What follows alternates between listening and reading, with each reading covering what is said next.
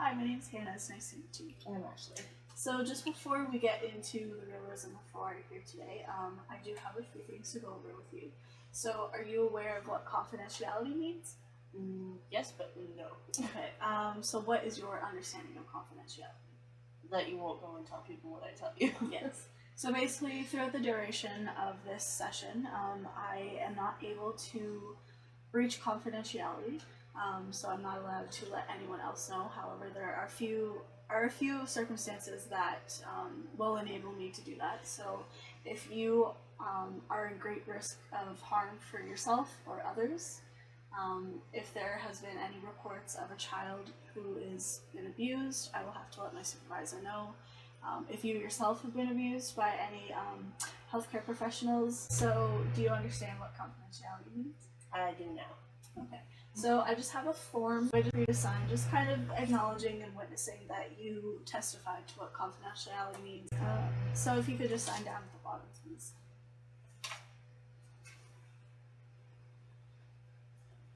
Perfect.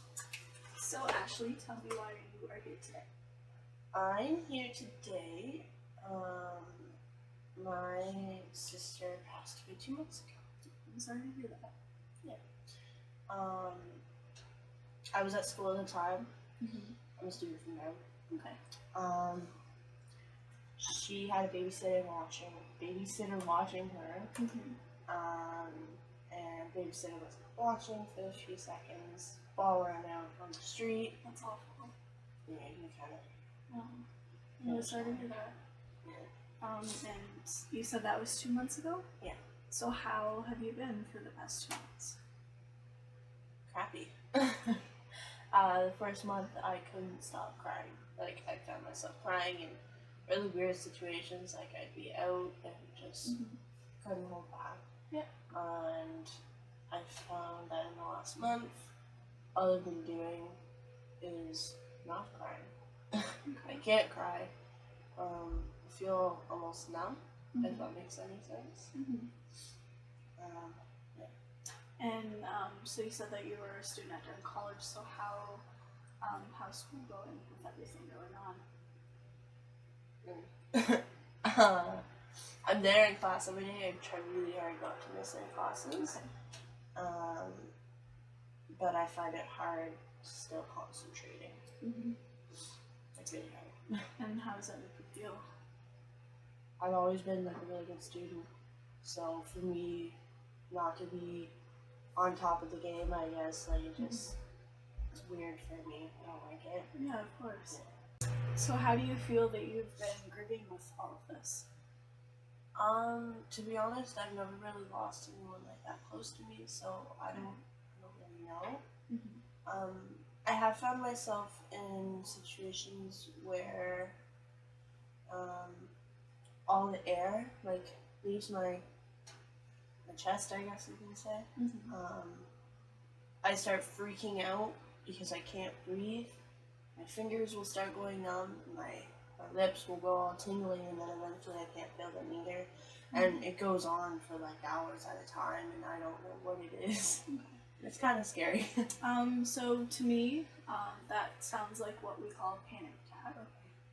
So often people with anxiety or panic attack disorders is what they call it, is when you have an episode per se of all of those symptoms that you just described is what you would call a panic attack. So they can come and go, especially with things like this where it's all new to you, you're not really sure what it is, so it's completely normal. I really don't think it's a lot to worry about. However, I just want to make sure that while it happens, you're safe, you're feeling a bit more comfortable. So while you're in that space, do you know how to ground yourself, or you're all over the place? No, I'm everywhere, like I don't know. Okay. I've never had this before. And have you ever heard of breathing techniques before? No. Okay, so we're going to do a little exercise if you don't mind. So I would like you to sit up straight and put your feet right on the floor. And so I will do it with you. So I want you to close your eyes. And I would like you to inhale through the nose for 4 seconds. So 1, 2, 3, 4. And you're going to hold it for 4 seconds. 1, 2, 3, 4. And then you're going to exhale through the mouth for 4 seconds. And then I just want you to kind of just focus on your surroundings, just be really present in the room, and I just want you to focus on your breathing, continuously doing that cycle over and over. And you also, this can work with any number. It kind of just depends on how deep of a breath you feel that you need to take. So you could up it to 6 seconds or 9 seconds if you really wanted to, or even 2. It's completely up to you, just whatever balance you find works out for you. Whenever you're ready, you can just open your eyes back up. So how did you like that? Yeah, I felt a lot more calm.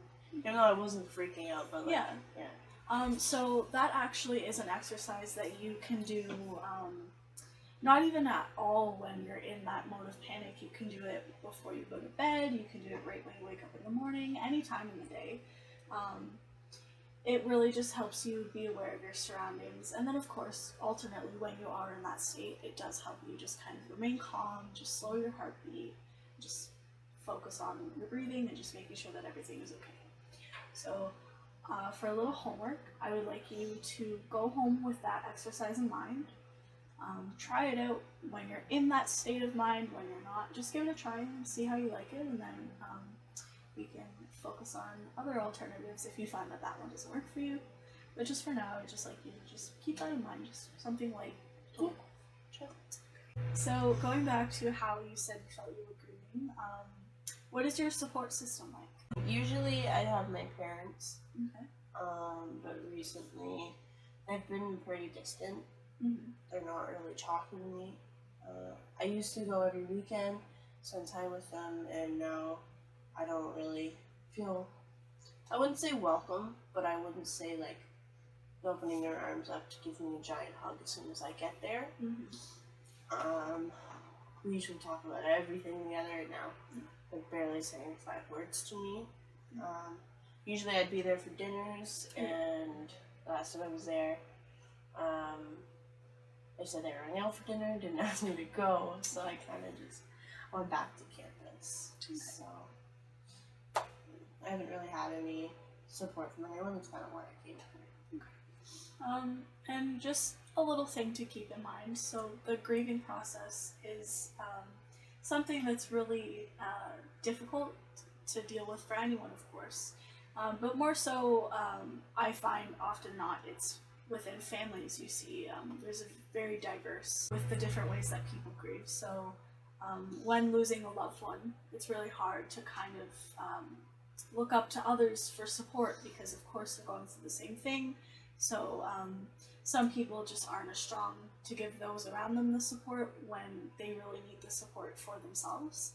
So just to kind of keep in mind, I understand that you said that you'd feel really distant from your parents and that you just feel like they aren't really talking to you. Just kind of try and remind yourself that they too are going through the same thing, and that I'm sure that they really would like to be there for you, but unfortunately, from what it seems like, they just aren't really as strong to do that. Yeah. However, I do still find it very important for you to go out and reach that additional support that you had said that you needed. So I'm proud of you for coming here today. It's a big step, and I'm really glad that you took it. So I would like to kind of brainstorm, if you will, with you different ideas that you find would work for you in your favor that could give you some of that additional support. So what, off the top of your head, what do you think that you could do to kind of help you through this? Do you have different friends that you could go to? I have a lot of friends, and Okay. I've talked to them about it, Okay. obviously. But And how did you find that? Was it helpful? it was helpful to talk, but Mhm. then their response wasn't as helpful, I guess, because obviously they've never gone through anything Yeah. like this, so it's not like they can just relate to it, be like, oh yeah, that happened to me too one time, this is what I did. Like, no, they don't have experience with that, so Okay. it's just a bit difficult to connect with people. And was this your first time? You had mentioned this was your first time coming to therapy, correct? Yeah. Okay. So of course, you hadn't gone to group therapy yet. So, are you aware of what group therapy is? sit in a circle and you talk. So basically, I know that it kind of seems a bit corny to some people. However, in your situation, I do find that perhaps that could be a very good option. You had said that you would be more supportive by people who kind of understand what you're going through. Yeah, I'd be willing to try anything. Yeah, this is helping so far, but okay. It'd be nice to talk to people who... So I do have a list of different connections that I could connect you to. There are a lot of different agencies that we are kind of in connections with that will offer group therapy. And of course, you can still come back here. You mentioned this is helping as well. We can still make a follow-up appointment and continue our sessions. However, I do think that also adding in that option of being with other people who do understand, I think that will benefit you in a couple of ways, and I do encourage you to go out and try it. Yeah. So if that's something you're interested in towards the end of the session, I can hand you a list and you can go and just kind of try it out for yourself if that's something you'd be interested in. Yeah, definitely. Okay. Unfortunately, our hour is over. So what I usually like to do at the end of my sessions is I just like to do an overview, just in case we've forgotten about things. We talk a lot during the whole sessions, and just just a fresh reminder just for you to take home. So you had came here today to discuss the unfortunate death of your little sister, and you disclosed to me that you've had, within the past 2 months, you had kind of transferred from feeling a lot of emotion to feeling none, and you had used the word numb. So you have struggled with different ways of how you felt that you were going to deal with it and how you have been dealing with it. So we just kind of went over some different grounding techniques. I suggested to you the breathing technique, as you had mentioned that you had been going through panic attacks. So just kind of a reminder, just try it out at home whenever, and then if you're interested in making a follow-up appointment the next week that you come back, you can tell me if that had worked, and if it didn't, we can go over a few more if you'd like. And then we had also discussed your support system, and you had disclosed to me that your parents are not as supportive as you'd hoped that they would be during this unfortunate time. And so I just encourage you to find additional support, and I had suggested group therapy, and I will give you the list of recommendations and the different agencies that we are in partnered with. And then from there, we're just going to kind of leave everything for the follow-up appointment, if you're interested in that, just to see how everything goes. And then from the next appointment, we will just kind of furthermore get into what really works for you and what really doesn't. But just for now, I have a few things for you to take home, a little bit of homework if you will, and then from there we will see how it goes. Okay. So it was really nice meeting you, and I hope to see you soon. Yeah.